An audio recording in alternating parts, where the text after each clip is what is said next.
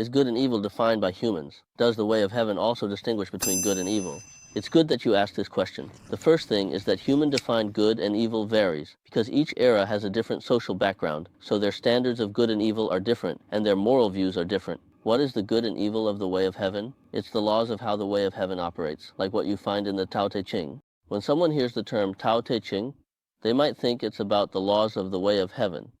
Killing is wrong, but in war, people are killed. If one side initiates a war, the other side can't just resist without being wrong too, killing one's own family. This is the very meaning of the Tao Te Ching. For example, killing is wrong.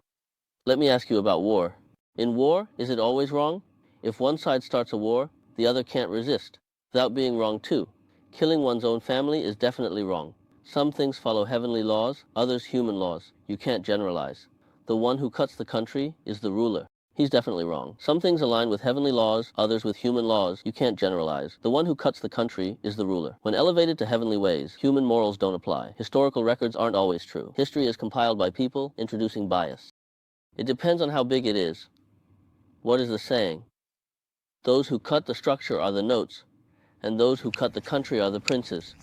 So, when this level is elevated to the level of heaven, he can no longer be measured by the moral standards of the world.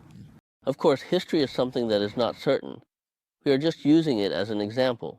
We cannot say that what is written in history books is definitely true. History is compiled by people, and once people get involved in it, these things will be diluted.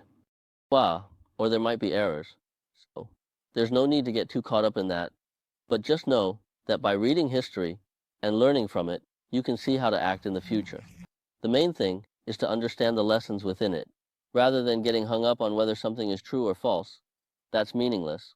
Of course, some people say that scientists are building time machines, right? Well, we can talk about that when it's actually built.